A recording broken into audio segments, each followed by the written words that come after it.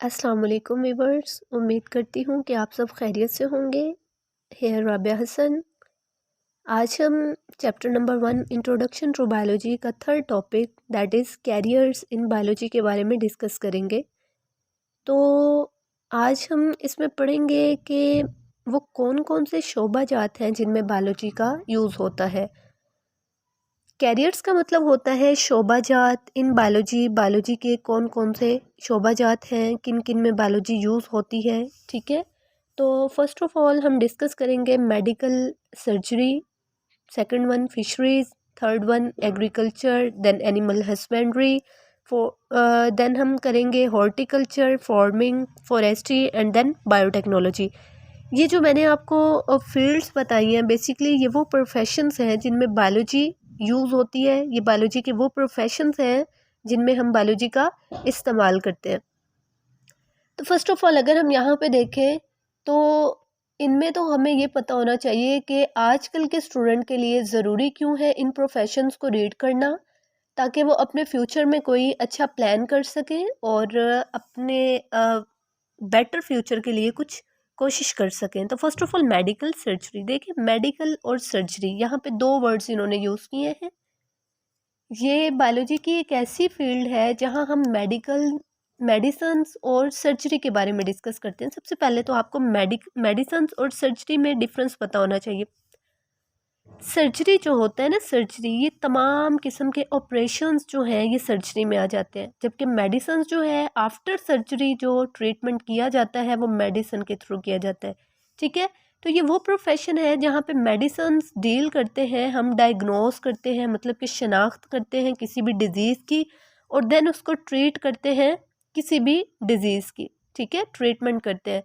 तो मेडिकल और मेडिसन और सर्जरी जो है इसमें तमाम किस्म के ऑपरेशंस आ जाते हैं। यहाँ पे मैं अगर आपको बताती चलूँ, the profession of medicine deals with the diagnosis and treatment of disease in humans. ठीक है, इंसानों में जितनी भी होने वाली बीमारी है, जितनी भी इंसानों में होने वाली बीमारियां हैं उनको डायग्नोस करना, उनको शनाख्त उनकी करना और फिर उनको ट्रीट करना, ये हमारे पास मेडिसन एंड सर्जरी में आता है। ठीक है, डिफरेंट डिजीज़ हैं ह्यूमंस में। फॉर एग्जांपल कोई भी ऑर्गन हमारा डैमेज हो गया, हमने उसको रिपेयर करना है या रिप्लेस करना है या उसको रिमूव करके उसकी जगह किसी और को रिप्लेस करना है, तो ये तमाम चीज़ें हमारे पास मेडिसन और सर्जरी में आते हैं। ठीक है, अगर मेडिसन और सर्जरी की यहाँ पे बात करें हम, तो हमारे पास रेनल सर्जरी होती है, मतलब कि किडनी की जो सर्जरी होती है।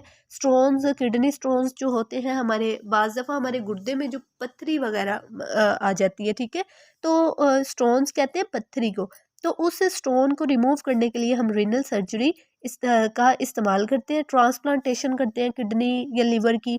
ठीक है, तो ये तमाम चीज़ें जो है इनको हम, जिसको हम बेसिकली एमबीबीएस भी कहते हैं। एमबीबीएस बेसिकली हमारे पास क्या होता है, यहाँ पे देखें जी, एमबीबीएस हमारे पास bachelor in medicine and bachelor in surgery होता है। ठीक है, उसके बाद जी हम बात कर लेते हैं, सेकंड वन है हमारे पास फिशरीज। फिशरीज क्या है? Fisheries is a professional study of fish production. Fisheries जो है प्रोफेशनल स्टडी है हमारे पास फ़िश प्रोडक्शन की। ये एक ऐसा प्रोफेशन है जिसमें हम पढ़ते हैं कि हमारे पास जो फ़िश की प्रोडक्शन है वो किस तरह से इन्हांस की जाती है, इंक्रीज़ की जाती है। क्योंकि अगर आप देखें ना तो फ़िश जो है हमारे ये फूड में आ जाती है, हम इसको खाते हैं, एज अ फूड इसको यूज़ करते हैं और फ़िश से हम डिफरेंट मेडिसिन्स भी बनाते हैं।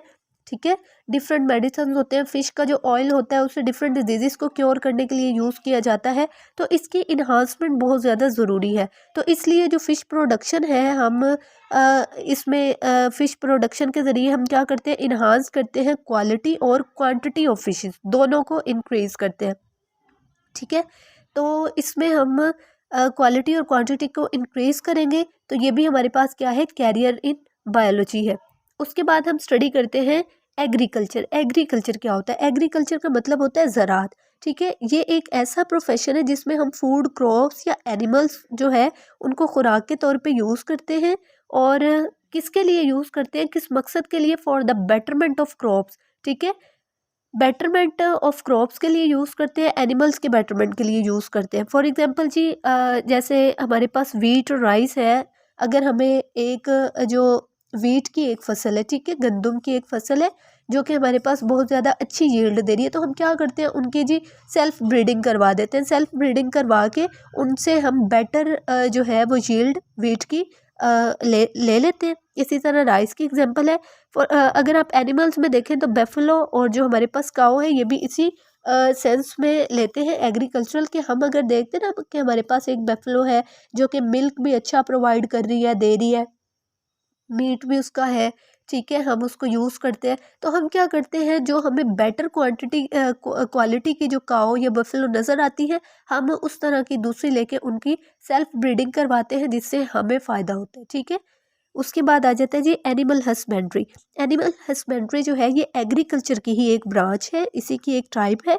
इसमें हम क्या करते हैं, एनिमल्स की केयर और ब्रीडिंग को मद्देनज़र रखते हैं। मतलब कि एनिमल्स की केयर करते हैं और उनकी सेल्फ ब्रीडिंग करवाते हैं। जो हमारे पास जो पालतू जानवर होते हैं ना, डोमेस्टिक एनिमल्स, जैसे कैटल, शीप, ठीक है, इनकी हम क्या करते हैं, ब्रीडिंग करवाते हैं। क्यों करवाते हैं, ताकि हमें अच्छी जो है वो इनकी जो इनसे आने वाली अच्छी नस्ल आगे मिल सके और हमारे लिए फ़ायदेमंद हो। देन हमारे पास आ जाता है हॉर्टिकल्चर।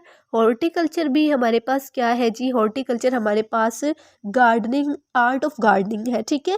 इसमें क्या होता है, इसमें भी हम वर्क करते हैं as a betterment of existing varieties. हमारे पास जो पुरानी वैरायटीज़ है ना, उनको बेहतर बनाने के लिए, ताकि हमारे पास जो न्यू वैरायटीज़ आए ना, उससे हम अच्छी प्रोडक्शन ले सकें, ठीक है, अच्छी वैरायटी गेन कर सकें। अब जैसे यहाँ पे फ्लावर्स की बात कर लेते हैं हम। हमारे पास फॉर एग्जांपल एक रेड फ्लावर है और एक जो है हमारे पास वाइट फ्लावर है। अगर ये हमारे पास अच्छी क्वालिटी के है ना, तो हम इनकी क्या करेंगे, आपस में ब्रीडिंग करवा देंगे। सेल्फ ब्रीडिंग जब करवाएंगे तो रेड फ्लावर की और वाइट फ्लावर की ब्रीडिंग करवाने से हमारे पास जो न्यू वैरायटी आएगी ना, दैट इज़ पिंक फ्लावर, ठीक है। तो पिंक फ्लावर जो होते हैं हम अपने घरों में ऑर्नामेंटल प्लांट्स के तौर पे यूज़ करते हैं। मतलब कि जो है हम सजावट के लिए यूज़ करते हैं। इसी तरह डिफरेंट फ्रूट्स होते हैं हमारे पास। तो ये जो तमाम चीज़ें हम करते हैं ना अपने फ़ायदे के लिए, that is included in horticulture.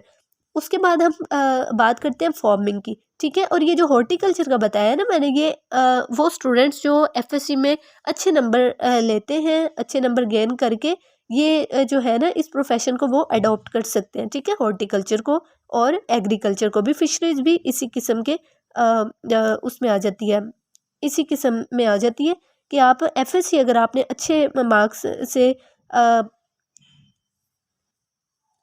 से अगर आपने उसको पास किया ना, तो आप एफएससी के बाद, मेडिकल के बाद, मतलब इन जो प्रोफेशंस को अडॉप्ट कर सकते हैं। उसके बाद हम बात कर लेते हैं जी फार्मिंग क्या होती है। फार्मिंग भी हमारे पास ये एक ऐसी ब्रांच है जिसमें हम डेवलपमेंट करते हैं और बैलेंस में रखते हैं, मेंटेनेंस करते हैं डिफरेंट टाइप्स ऑफ फार्म्स। इसमें ना फॉर्म्स आ जाते हैं, डिफरेंट फॉर्म्स आ जाते हैं। फॉर एग्जांपल हम अपनी जो है ना टेक्नोलॉजीज़ को यूज़ करते हुए प्रोड्यूस करते हैं बेटर क्वांटिटी और बेटर क्वालिटी चीज़ों में, मतलब कि जानदारों में भी हम करते हैं। और फॉर एग्जांपल मैं यहाँ पे आपको एग्जांपल देती हूँ कि हम यहाँ पे प्रोड्यूस करते हैं अच्छी नस्ल का जो है दूध, मिल्क, प्रोटीन्स, ठीक है। तो जैसे पोल्ट्री फार्म्स में हम देख लें ना, ये भी एक फॉर्म्स होते हैं। तो हम वहाँ पे क्या करते हैं जी, क्या करते हैं, आर्टिफिशली तौर पे हम उन पोल्ट्री फार्म्स में हम फीड जो है ये हम बायोटेक्नोलॉजी के ज़रिए बनाते हैं। ये एक ऐसी खुराक होती है जो मुर्गियों को देने से ना वो रैपिडली ग्रो करती हैं। रैपिडली ग्रो करने के साथ साथ क्या होता है कि उनका जो मीट होता है ना, उनका गोश्त होता है, उनकी जिसामत में इजाफा होता है, ठीक है। बेशक वो लेज़ी होती हैं, लेकिन उनकी जो है ना ये जो गोश्त है उनमें इजाफा हो जाता है, जिसामत में इजाफा होता है। तो इससे फ़ायदा क्या होता है हमारा, जितनी जल्दी हम ये जो फार्मी चूज़े होते हैं, ठीक है, इनको लेके ग्रो करवाते हैं ना, तो ये बड़ी बड़ी मुर्गियों में कन्वर्ट हो जाती है और उनको क्या करते हैं, हम सेल कर देते हैं, ठीक है। तो ज़्यादा अंडे गेन करने के लिए हम ये तमाम चीज़ें फार्मिंग से करते हैं। फॉरेस्ट्री भी हमारे पास एक ऐसा प्रोफेशन है जिसमें हम ये पौधों के बारे में बहुत ज़्यादा इन्फॉर्मेशन लेते हैं।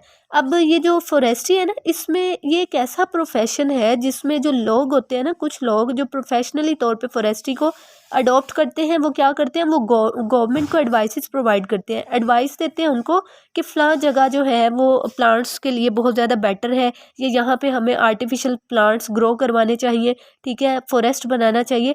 तो ये क्या करते हैं कि वहाँ से फिर गवर्नमेंट को आगाही मिलती है और वो क्या करते हैं, आर्टिफिशियली फॉरेस्ट जो है वहाँ पे ग्रो करवाते हैं, ठीक है। फॉरेस्ट्री में किया जाता है। और ये भी हायर सेकेंडरी एजुकेशन के बाद हम क्या है, इस बैचलर लेवल के बाद हम जूलॉजी या बॉटनी में इस फील्ड को अडॉप्ट करते हैं।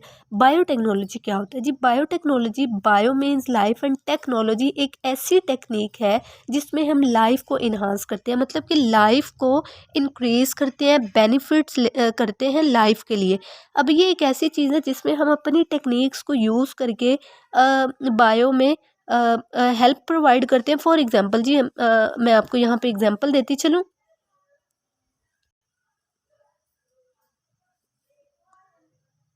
ठीक है, तो बायोटेक्नोलॉजी एक ऐसी फील्ड है जिसमें हम यूज़फुल प्रोडक्ट्स को माइक्रो ऑर्गेनिजम्स के ज़रिए हम क्या करते हैं, हासिल करते हैं।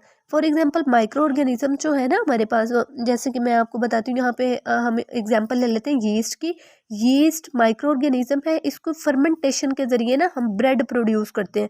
क्या कि इंसानियत की फलाह के लिए, मतलब इंसान की जो बेटरमेंट है ना, उसके लिए हम क्या करते हैं, इन छोटे छोटे माइक्रो ऑर्गेनिजम्स का इस्तेमाल करते हैं। और कुछ प्रोसेसेस के से गुजारने के बाद, कुछ प्रोसेसेस करने के बाद हम क्या करते हैं, कुछ बेनिफिशियल या बेटर प्रोडक्ट्स यूज़ करते हैं। इसी तरह अगर आप इंसुलिन की बात करें तो इसमें हम स्मॉल जो हमारे पास बैक्टीरिया होते हैं, ठीक है, माइक्रो ऑर्गेनिजम्स बैक्टीरिया होते हैं, उनके ज़रिए हम क्या, क्योंकि बैक्टीरिया जो होता है ना, इनमें जो डिवीजन की पावर होती है वो बहुत ज़्यादा होती है। तो हम क्या करते हैं, बैक्टीरिया में इंसुलिन का जीन डाल देते हैं और वो जो उनके अपने जीन के साथ अटैच हो जाता है। इस तरह क्या होता है कि उस जीन की जो है ना बहुत ज़्यादा कॉपीज़ बनना स्टार्ट हो जाती हैं। जब कॉपीज़ बनती हैं तो जितनी कॉपीज़ उसके अपने डीएनए की बनेंगी उतनी ही इंसुलिन की बनेंगी। तो जितनी डबलिंग होगी उतना ही हमें बेनिफिट होगा। ठीक है, हम क्या करते हैं, इंसुलिन को वहाँ से लेते हैं और शुगर पेशेंट्स जो कि डायबिटीज़ पेशेंट होते हैं, हम उनको उनकी फलाह के लिए उस इंसुलिन को यूज़ करते हैं। तो ये था हमारा आज का टॉपिक। अगर आपको पसंद आया तो प्लीज़ आप चैनल को सब्सक्राइब करें, लाइक करें, बेल आइकन को प्रेस करें और शेयर करें ताकि अगली वीडियोज़ आप तक पहुंचती रहें। दुआ में याद रखिएगा। अल्लाह हाफिज़।